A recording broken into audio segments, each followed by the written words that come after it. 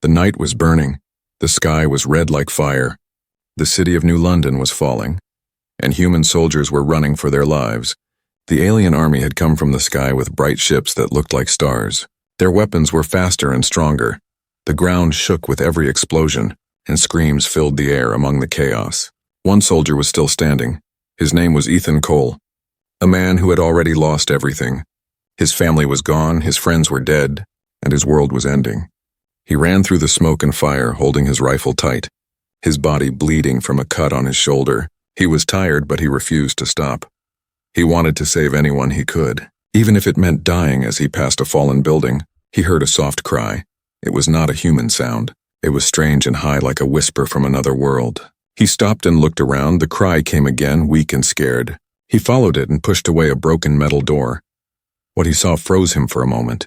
There, under the debris, was a small alien child, its skin glowing faint blue, eyes big and full of fear. The child looked so young, maybe 6 or 7 in human years.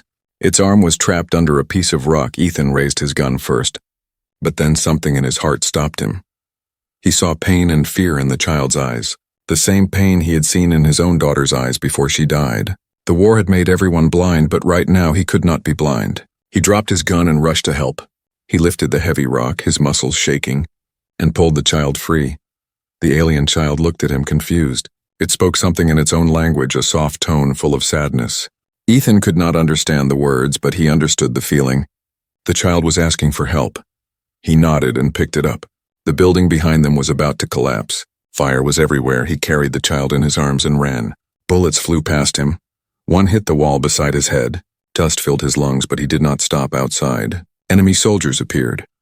Tall and armored aliens with glowing helmets. Their weapons pointed at him. He hid behind a broken vehicle.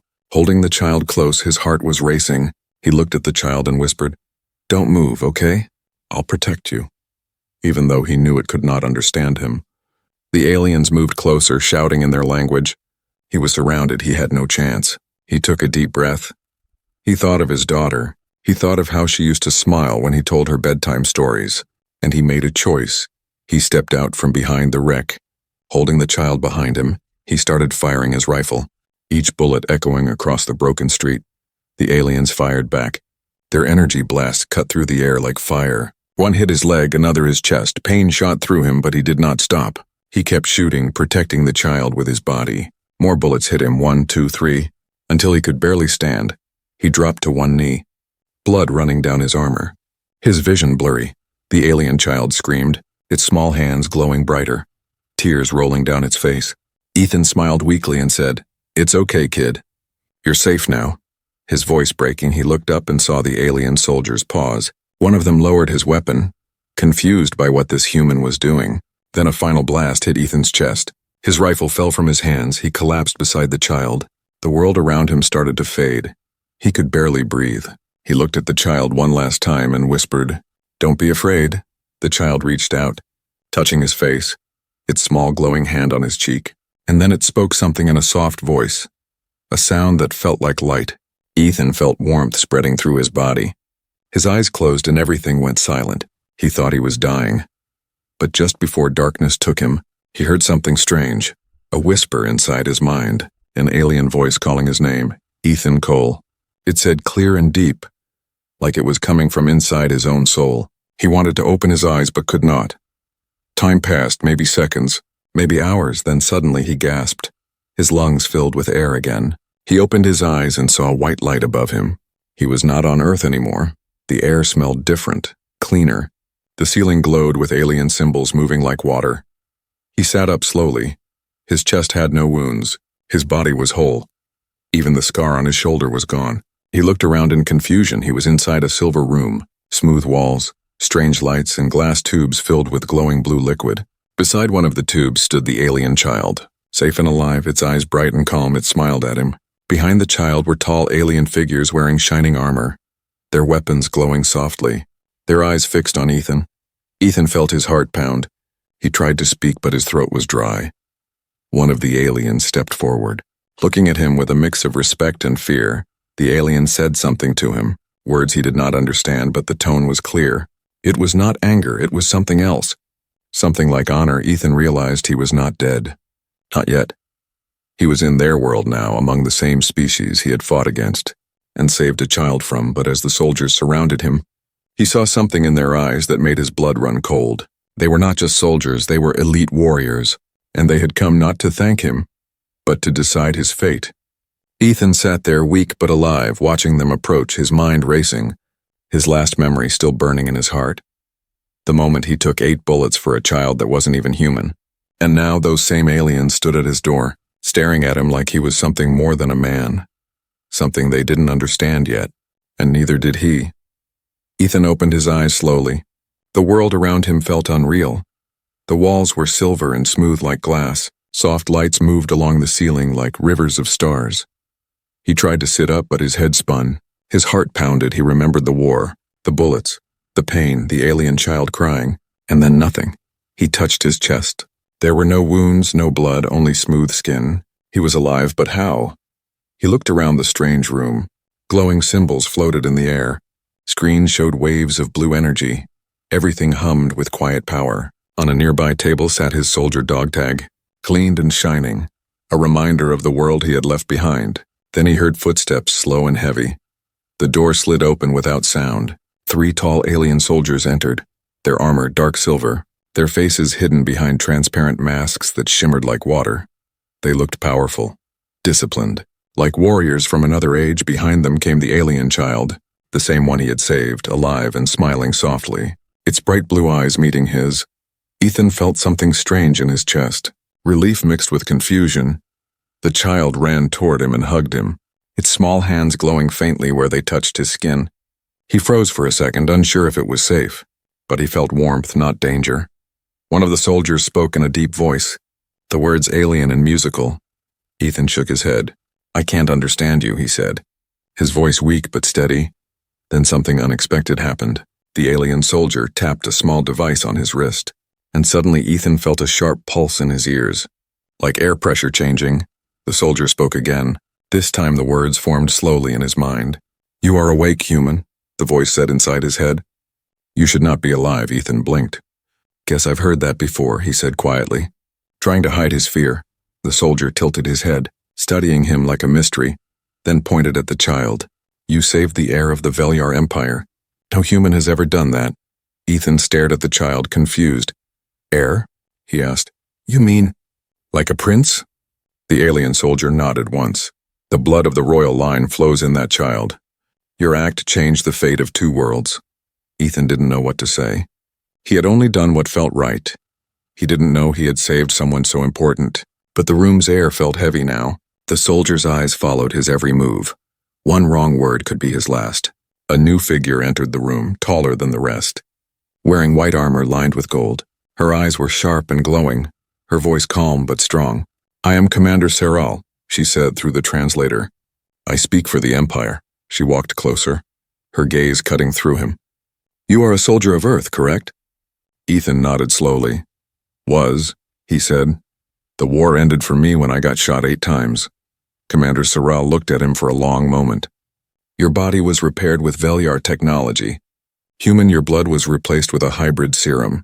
You are not the same anymore." Her words struck him like thunder. "What do you mean, not the same?" he asked.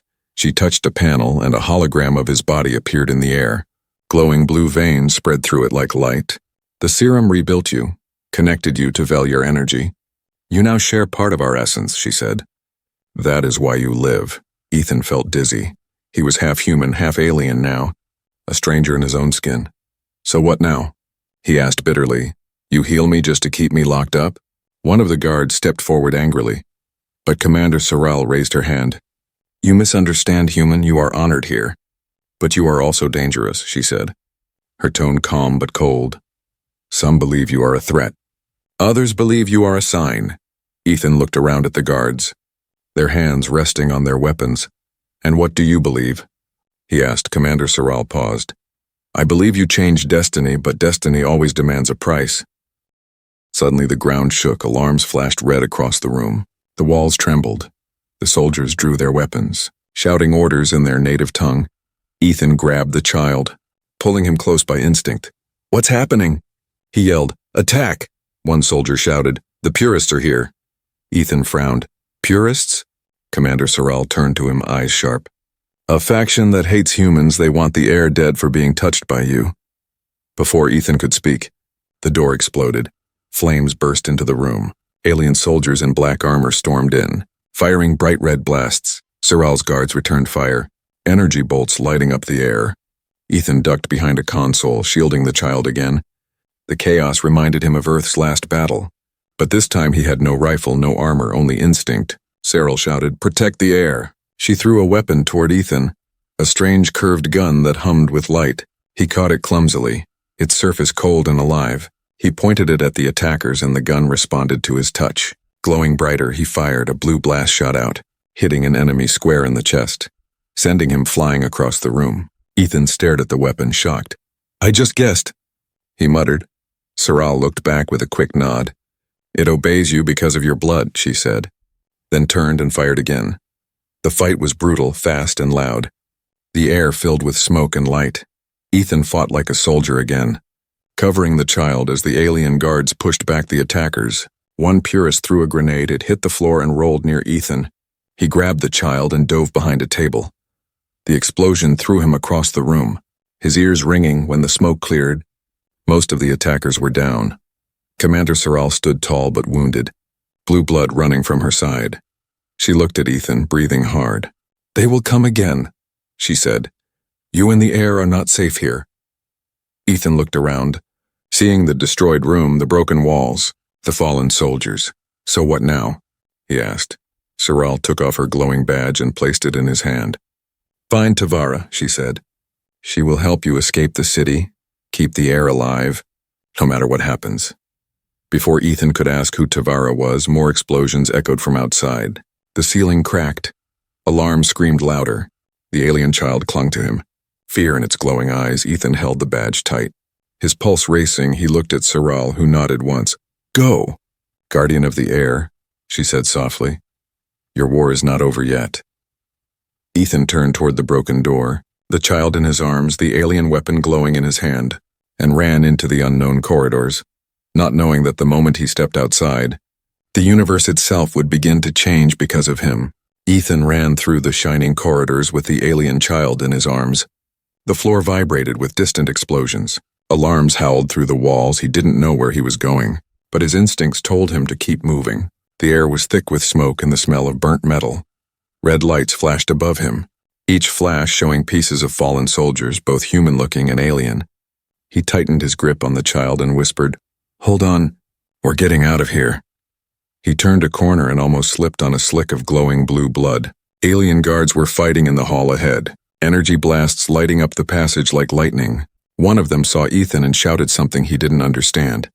The soldier fired at the purists chasing them, giving Ethan a small path through the chaos. He nodded in thanks and sprinted past. The child looked up at him with wide blue eyes, whispering softly in its language. Ethan didn't know the words, but he felt the emotion, fear mixed with trust. He had no idea why this kid trusted him, but somehow he knew he couldn't let it down. He remembered Commander Sorrel's last words, "Find Tavara," and the glowing badge she had given him. He took it from his pocket. It was warm. Pulsing like a heartbeat, suddenly a faint hologram appeared above it, showing a map of the base, a blinking blue line guiding him. "Okay," he said under his breath. "Guess you're our GPS now." He followed the blue light through the winding halls, the explosions behind him getting closer. He could hear alien voices shouting, metal footsteps pounding after them. He reached a large circular chamber with a glass ceiling, showing the black sky of another world. 2 moons hung above, glowing pale silver. For a moment, Ethan stopped, staring at them in awe. He was on another planet far from Earth, maybe light years away. It hit him suddenly that he might never see his home again, but then he heard footsteps sharp and fast, and the spell broke. He turned, raising the alien weapon, ready to fire. A shadow stepped out from the smoke. A tall alien woman with silver armor and dark blue skin, her eyes bright and fierce. She aimed her own weapon at him. "Who are you?" she demanded, her voice cold and sharp. Ethan lowered his gun slightly, showing the badge. "Commander Sorrel sent me," he said quickly. "She said your name, Tavara." The alien's eyes widened for a second, then she stepped closer, still cautious. "Sorrel is dead?" she asked quietly. Ethan hesitated, remembering the commander's last moment. She told me to keep the air safe, he said instead. She didn't make it out. Tavara's face hardened. She looked at the child, who reached out a glowing hand toward her. She bowed her head slightly. The air lives, she whispered. Then all is not lost, she turned to Ethan. Follow me, human. We don't have much time. They ran through another passage that led downward into the shadows, the sound of battle growing faint. Tavara moved fast, graceful like a ghost. Ethan followed close behind, his body still aching from the earlier fight, the child's small hands clinging to his chest as they reached a lower tunnel. Ethan noticed strange markings on the walls, symbols that glowed faintly. What is this place? He asked. Tavara didn't look back. The old tunnels, she said, built before the war, when our kind still trusted humans. Ethan frowned. You mean we worked together once? She nodded. Long ago, before fear poisoned everything. They moved deeper until they reached a hidden door. Tavara pressed her hand against it. Her armor lighting up, the door slid open with a hiss, revealing a dim chamber filled with old ships and machines covered in dust. Welcome to the Forgotten Hangar, she said quietly. Ethan looked around. The ships looked ancient but strong. Built for stealth, we can fly one of these out? He asked. Tavara nodded. If you can trust me, she said. The purists control the city above. They will not stop until the heir is dead, and you with him. Ethan sighed. Yeah, story of my life, he said, trying to smile, but his mind was heavy. He knew this was bigger than survival. Something much deeper was happening. Why do they hate humans so much? He asked finally. Tavara turned to him, her eyes glowing faintly. Because you remind them of what they lost, she said. Once the Veliar believed in unity, but humans broke that trust during the first contact. A war began, and now hatred is the only memory left. Ethan clenched his fists. I didn't start that war, he said, but I'll be damned if I let another kid die because of it. Tavara studied him for a moment, then nodded slowly. Perhaps you were chosen for a reason, she said. Before Ethan could answer, the ground shook again. Dust fell from the ceiling. A sharp alarm screamed through the hangar. Tavara cursed under her breath. They've found us. The hangar doors above began to open. Beams of red light swept through the room. Purist drones swarming in, their weapons humming. Ethan handed the child to Tavara and aimed his alien gun. Get to the ship, he shouted, firing at the drones, blue bolts cutting through the air. Explosions echoed across the hangar. Tavara ran to an old black ship, setting the child inside, her fingers flying across the controls. It still works, she said. But it needs power, Ethan kept firing. Dodging blasts, his instincts sharp, his body faster than before. He felt something strange again. The same energy that saved him. It burned inside him, guiding his movements. He shot a drone midair without even aiming, the weapon glowing brighter in his hand. Tavara looked back in shock. You are connected to our tech, she said. How? Ethan shouted over the noise. Long story, maybe ask me after we're not dead. The drones kept coming, dozens of them. Ethan was running out of breath. One drone fired at his leg. He stumbled. Tavara leaped forward, slicing it in half with her energy blade. Move, she yelled, pulling him toward the ship. They jumped inside and the hatch closed. Outside, explosions roared, the hangar collapsing. Tavara slammed her hand on the console, and the ship lifted off, shaking violently. Ethan held the child close as the ship shot through the ceiling, breaking into the open night sky. The stars spinning around them as the ship rose higher. Ethan looked down at the burning city, rivers of fire glowing between the alien towers. Guess we just started a new war, he said quietly. Tavara looked at him, her face serious but calm. No, she said. We just joined the old one. Ethan leaned back in his seat, the child asleep in his arms, the alien weapon still warm in his hand. He looked out at the endless stars and whispered, Then let's finish it. Not knowing that what waited ahead would change not just one world, but two forever. The black ship drifted through endless darkness, stars gliding past like tiny sparks. Ethan sat in the co-pilot seat, eyes heavy but alert. The alien child slept in his arms, its breathing calm, soft blue light glowing faintly from its skin. Tavara sat at the controls, her hands moving over floating symbols, her face calm but tense. The hum of the engines filled the silence. Ethan finally spoke, his voice low. Where are we going? Tavara didn't look at him. To a place no one remembers, she said. A hidden planet outside the Empire's reach. Humans once called it Haven 9. Ethan frowned. Hidden planet? How's that even possible? Tavara's eyes flickered as she stared into the darkness of space. Some places hide not because they cannot be found, but because no one dares to look, she said. The purists fear what is buried there. The ship trembled slightly as it entered a new sector, blue light rippling across its wings. Ethan looked out the window and saw a massive storm of cosmic dust swirling like a living ocean. The ship dove through it, lightning flashing in the distance. The stars vanished for a moment, leaving only darkness. He tightened his grip on the child. "You sure this thing can handle it?" he asked, his tone half joking. Half serious, Tavara gave a faint smile. "If it cannot, you will be the first human to die twice," she said dryly. Ethan smirked. "Yeah, not my favorite record," he replied, trying to hide the unease in his gut. Minutes passed like hours, until finally the storm cleared, revealing a small planet floating in the shadow of a dead sun. It was covered in forests of silver trees and glowing lakes that looked like liquid glass. "That's Haven 9, Tavara said softly. "Our refuge." The ship descended through the atmosphere, mist swirling around them, and landed in a hidden valley surrounded by giant crystal peaks. As the ramp opened, cool air rushed in. Carrying the scent of rain and metal, Ethan stepped out, his boots sinking into soft glowing moss. The alien child held his hand, looking around in wonder. Then Ethan saw them, figures stepping out from the shadows, humans and aliens together, their clothes old but clean, their eyes wary. One of them, a tall man with a gray beard and a mechanical arm, stepped forward. "Well, I'll be damned," he said slowly. "A human soldier and a Velyar warrior walking side by side. Never thought I'd see that again." Tavara nodded. "We need sanctuary, Bran," she said. "The air lives. And the purists are hunting him." The man's eyes widened. He bowed slightly. "Then you bring more than hope. You bring danger," he said. "But you're welcome here. Both of you." Ethan followed them into the base. It was built inside the mountain, part metal, part rock, glowing plants lighting the paths. Humans and aliens worked together fixing machines, growing food, teaching children. Ethan could hardly believe his eyes. Bran led them to a room filled with old equipment. "You should rest," he said. "But the doctors will want to run a scan, the healing they did to you." It wasn't normal. Ethan raised a brow. "Yeah, I've noticed," he said, pulling back his sleeve.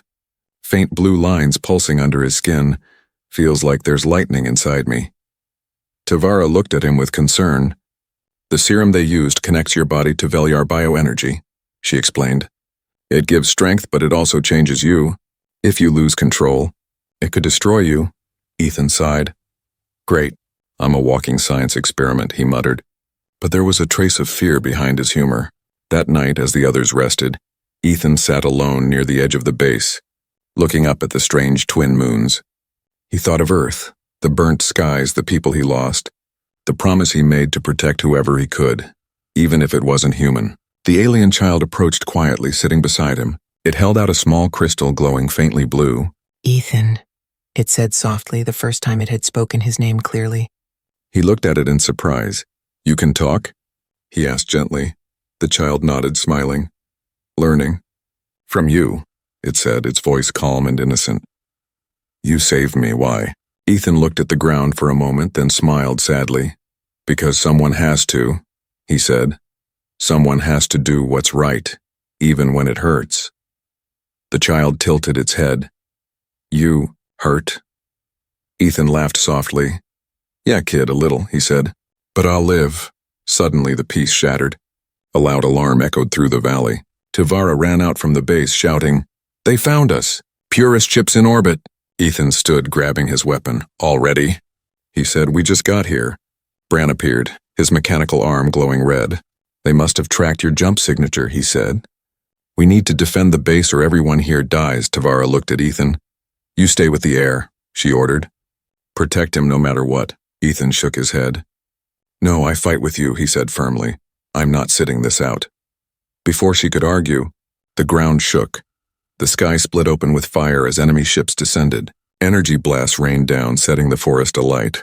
Humans and aliens rushed to their stations, firing back. The night became chaos. Ethan handed the child to a young medic. "Stay with him, don't move," he said, then turned toward the battlefield, his weapon glowing bright blue. As he fired, his blood burned again. His vision sharper, his strength doubled. Every movement felt guided by something greater. He saw Tavara fighting beside him, blades flashing, her armor reflecting the flames. Together they pushed forward, covering each other's backs. Ethan took a hit to his arm but didn't stop. He fired back, taking down 2 attackers. Bran shouted from the tower, "They're breaking through the north wall!" Ethan and Tavara rushed there, energy blasts flying around them. Ethan leaped onto a fallen vehicle, firing at the enemy troops climbing the rocks. His aim perfect, faster than human, his eyes glowing faintly blue now. Tavara saw it and gasped, "Your body, it's merging," she said. Ethan didn't answer, he just kept fighting, the power inside him pulsing stronger with every shot, until one blast from his weapon tore through an entire group of purists at once. The energy wave lighting up the entire valley. Everyone froze for a moment. Even the sky seemed to hold its breath. When the smoke cleared, the attackers were retreating. The sky filled with burning ships falling into the forest. The battle was over, but the air was heavy. Ethan dropped to one knee, breathing hard, his hands shaking, his veins glowing like neon. Tavara knelt beside him. "You saved us," she said quietly. "But this power, it's growing and soon it will consume you." Ethan looked up at her, sweat on his face, his voice calm. "Then we'd better find a way to control it," he said, "because I'm not done fighting yet." And above them, in the dark sky, the Purist flagship turned silently, watching, recording. The voice of their leader whispering across the stars. "The human has awakened, and soon the galaxy will burn." The night after the battle was silent. Smoke drifted through the ruined valley like ghosts. Ethan sat near the edge of the crater, staring at the twin moons above Haven 9, his body still trembling from the strange energy that had surged through him during the fight. His veins faintly glowing blue under his skin. He could feel something alive inside him. Something powerful and dangerous. Tavara stood beside him, watching the stars. "You fought like one of us," she said quietly. "But your power is unstable. The serum in your blood is changing faster than expected." Ethan gave a tired laugh. "So I'm becoming one of you and dying at the same time. That's a hell of a combo," he said. Trying to sound brave, she looked at him seriously. "There may be a way to stabilize you," she said. "But it lies in the core worlds, deep in Velier territory." Ethan turned to her, frowning. "You mean the same empire that wants me dead?" Tavara nodded. "Yes, but there are scientists there who still believe in peace. They might help you and the heir," she paused, lowering her voice. "And they can tell us who betrayed Soral, because the Purist could not have found us on their own." The word betrayed cut through Ethan like a blade. "Someone inside helped them," he muttered. "Someone close." He looked back at the base, where humans and aliens worked side by side, rebuilding the walls. "Then we can't trust anyone here." Tavara placed a small disc on the ground, and a holographic map appeared, showing several planets and routes glowing in red. "The heir's uncle, General Kareth, controls this sector," she said, pointing to a red system at the center. "He was once loyal to the crown, but he turned after the child's birth. Some say he wants the throne himself." Ethan clenched his jaw. "So he ordered the attacks," Tavara nodded slowly. "Yes. And he will keep hunting until the heir is dead." Ethan stood, determination burning in his eyes. "Then we take the fight to him," he said. "No more running." Tavara looked at him with a mix of respect and fear. "That path leads through war," she said. "And maybe your death." Ethan smiled faintly. "Wouldn't be the first time." By morning, they prepared to leave. The hidden base could no longer protect them. Bran gave Ethan a rough handshake. "You're either the bravest or the dumbest human I've met," he said with a grin. "Try to stay alive, soldier." Ethan laughed softly. "No promises," he said, climbing into the ship. Tavara took the pilot's seat and the alien child sat between them, holding the small blue crystal close to its chest, its eyes glowing brighter than before. As the ship rose into the sky, Haven 9 faded below them, replaced by the endless black of space. Tavara entered the coordinates for the core worlds. The engines roared, and the stars stretched into long lines as they jumped to hyperspace. Hours later, they dropped out of warp above a massive planet wrapped in clouds and rings of silver light. Alien cities floated like islands across the atmosphere, glowing with blue and gold energy. Ethan stared out the window. "This is your home?" he asked, amazed. Tavara nodded. "Veliara Prime," she said, "the heart of the Empire." As they approached the surface, their ship was scanned by dozens of beams. Then a voice echoed through the comm. "Unidentified vessel. Transmit identification or be destroyed. Tavara quickly inserted the command badge Cyril had given them. The voice paused, then changed tone. Commander Cyril's code. Impossible, she is dead. Ethan leaned forward. Tell them we're here to save their heir, he said. There was silence, then the voice replied. Land at Sector 9 for inspection. The ship descended, landing on a wide platform surrounded by alien guards. Ethan and Tavara stepped out, the air between them. The soldiers raised their weapons until they saw the glowing mark on the child's arm. One by one, they lowered their guns and bowed. An older alien stepped forward, dressed in robes of silver and blue. I am Archivist Dren, he said. You bring the lost heir back to the Empire. The Council will want to see you at once. They followed him through towering halls filled with floating lights and carvings of past rulers. Ethan could feel eyes on him. Whispers echoing around, a human with the heir. Impossible blasphemy. In the council chamber, 7 alien elders sat around a glowing circle. Their faces unreadable, Dren spoke. Honored council, the human who saved the royal bloodline stands before you. One of the elders leaned forward, his tone sharp. You bring corruption into our halls. That creature should have died on Earth. Ethan stepped forward, anger flashing in his eyes. That creature took 8 bullets to save your future ruler, he said. And I'd do it again. The room fell silent. Even the elders looked startled by his courage. Finally, the oldest among them spoke. Perhaps courage knows no species, he said slowly. Tell us, human, what do you seek? Ethan looked at them firmly. I want truth, he said. Who's behind the purists and why do they want the child dead? Before the council could answer, the doors burst open. Soldiers ran in shouting, We're under attack. Purist forces in the city! The elders stood, panic spreading. Dren looked at Tavara. Get the air out now, he shouted. Ethan grabbed his weapon. Where's Kareth? He demanded. Tavara pointed to the sky as explosions rocked the building. He's here, she said, leading them himself. They ran through the burning halls, the air filled with smoke and screams outside. Alien ships fought above the capital, the city's golden spires collapsing in fire. Ethan covered the air, firing at enemy soldiers closing in. Tavara fought beside him with her twin blades, moving like lightning. Suddenly, a massive shadow fell over them. A tall, armored figure landed in front of them. General Kareth. His armor black as space, his eyes glowing red. You should have stayed dead. Human, he said coldly. Ethan raised his weapon. Guess death didn't like me much, he said. Firing, but Kareth blocked the blast with his arm. Moving faster than anything Ethan had seen. He struck back, hitting Ethan across the chest. Throwing him into a wall, Tavara attacked with both blades. But Kareth caught one and pushed her away effortlessly. Traitor, he hissed. You side with vermin. Ethan groaned, pulling himself up, his blood glowing brighter, his weapon humming louder. You want the kid? You'll have to go through me, he said. Kareth smiled cruelly. Then die again, human. He raised his blade, charging forward, but before he could strike, the air stepped between them, its eyes blazing blue, energy rippling through the room. Kareth froze as if struck by lightning, the power from the child's body shaking the floor. Ethan stared in awe, the air humming with light. What's happening? He whispered. Tavara's voice was soft but full of fear. The air is awakening, she said, and if we don't stop it, the entire city will burn. The sky above Velyara Prime burned with fire. The golden towers of the alien capital were falling, smoke and light twisting together like a storm. Ethan stood at the center of the chaos, his hands shaking, the air around him pulsing with blue energy. The alien child, the heir, stood before General Kareth, eyes glowing bright enough to blind. The air itself seemed alive with power. Kareth staggered backward, his armor cracking, his voice trembling with fury. Impossible. The child's core wasn't supposed to awaken this soon. He roared, raising his weapon again, the blade humming red. You're not ready to control it. The child's voice echoed, layered and ancient. Not like a child's at all.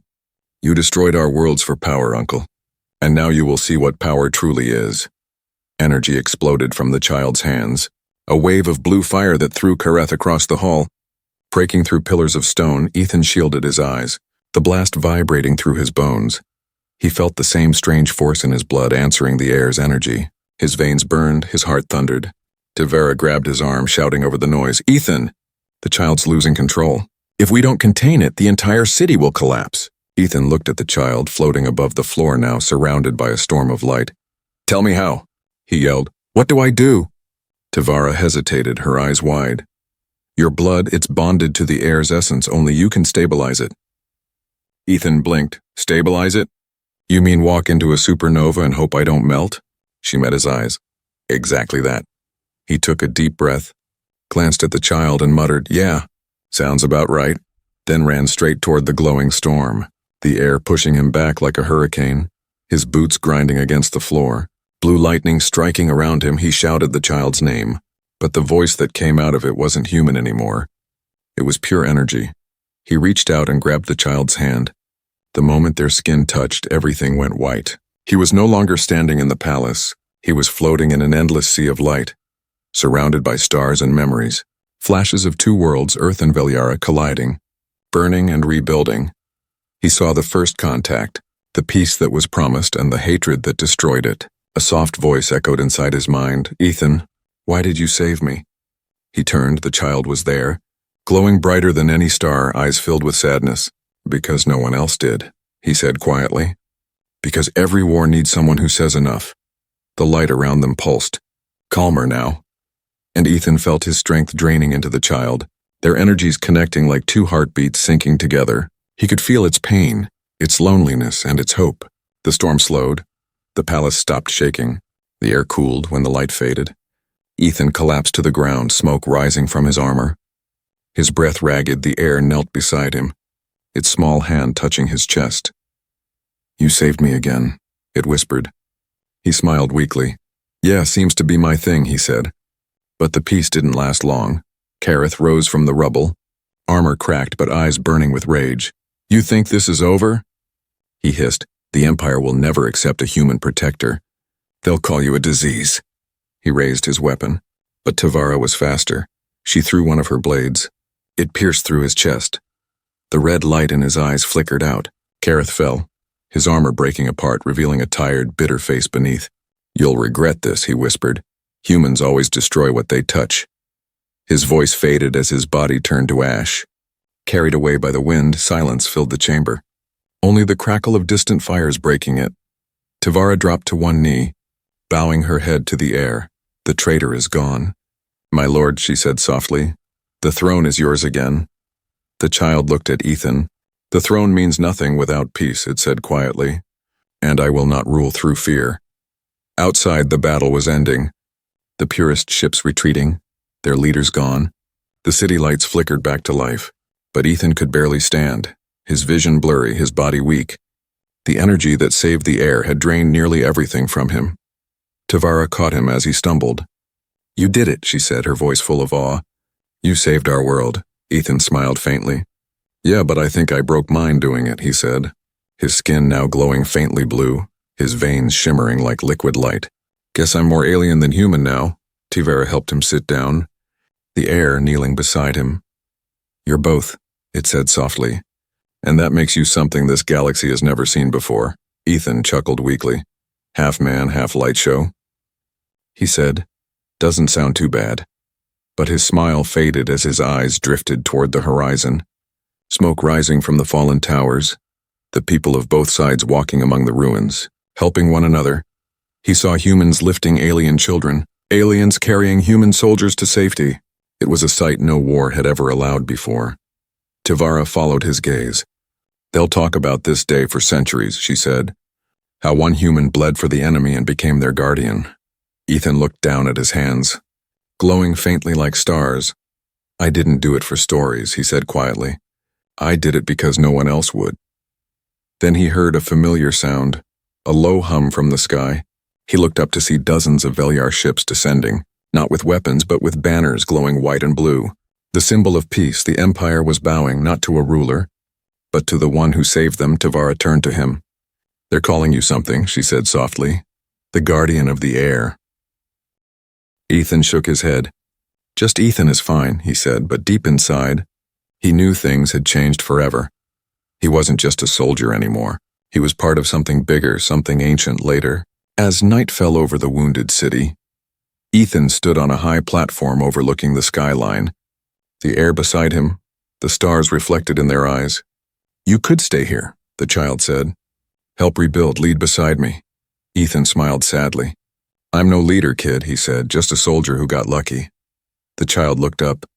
Luck doesn't survive 8 bullets, it said softly. Destiny does. Ethan didn't answer. He looked at the stars, at the 2 moons glowing together in peace, and whispered, Then let's make sure it lasts.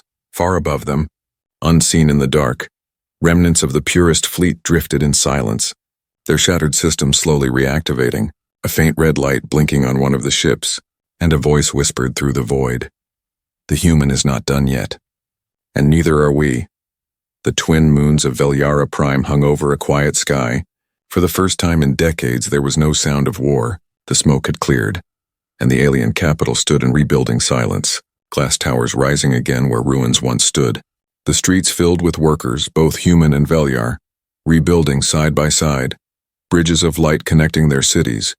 Peace had finally begun. But Ethan Cole stood apart from it all, high on the balcony of a half-restored tower, his reflection glowing faintly blue in the glass. His body no longer fully human, veins like threads of light ran beneath his skin. His eyes carried a faint shimmer. He had become something between man and myth, between soldier and legend. Behind him, Tavara stepped forward, her armor repaired, her long hair catching the morning wind. The council has been asking for you, she said softly. They want you to stand beside the heir during the coronation. Ethan smiled faintly. Yeah, I'm sure that'll make the crowd real comfortable. A glowing half-human next to their new ruler. Tavara tilted her head.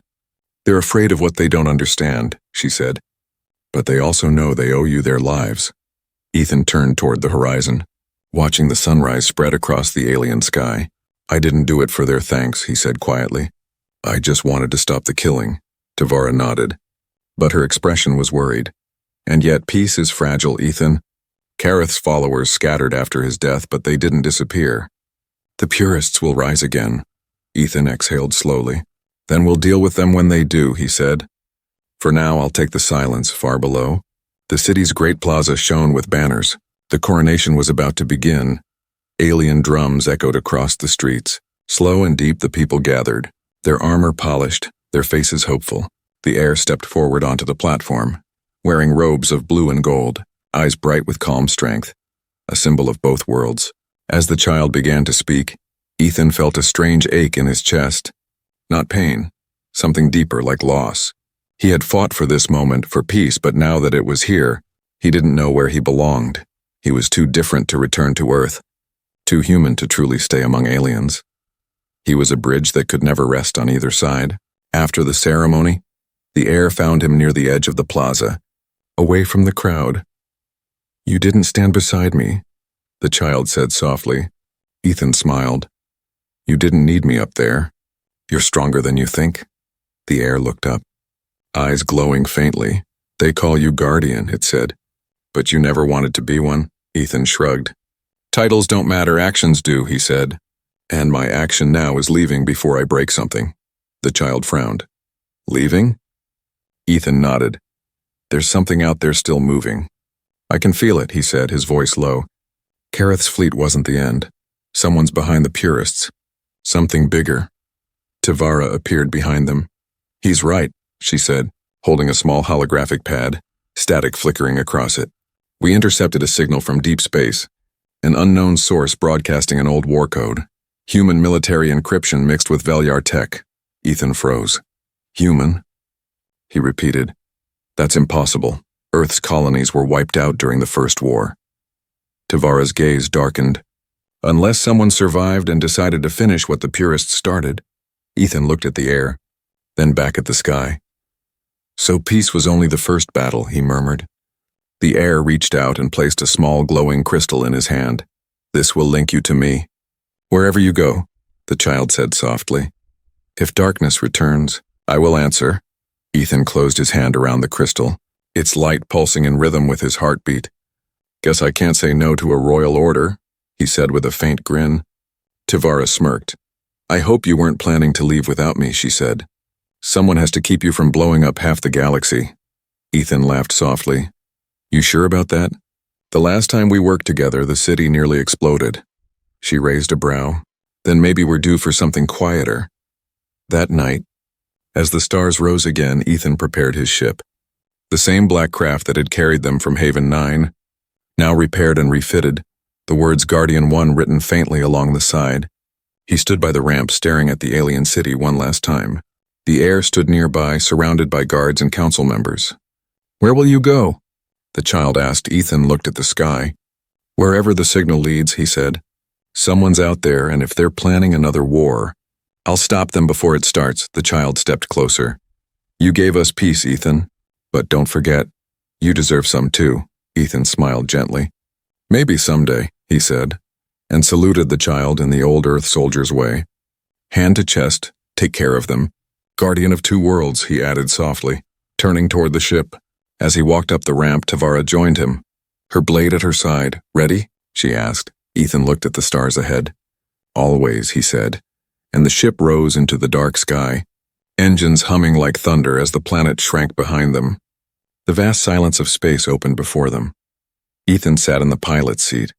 Watching the endless starlight flow past, Tavara checked the console. "Signal locked," she said. "Coordinates unknown. Source moving." Ethan smirked. "Good. Wouldn't want it to be easy." They jumped into hyperspace, the stars stretching into streaks of light, and for a moment everything was calm. Then the crystal in Ethan's pocket began to glow. A faint voice echoing from it, the heir's voice. "Guardian? Something is awakening beyond the rim. Something ancient." Ethan stared into the void ahead, his expression hardening. "Then I guess peace will have to wait a little longer," he said quietly. Outside, a vast shadow moved between the stars, too large to be a ship, too silent to be alive. But it was, and as it turned, faint red lights flickered across its hull. An army long thought dead. Stirring once more, Ethan's voice broke the silence inside the ship. Calm but full of resolve. "Let's finish what we started," he said, gripping the controls. As the ship vanished into the black horizon, leaving behind the legend of a human who took 8 bullets for an alien child and became the guardian of 2 worlds, forever written among the stars.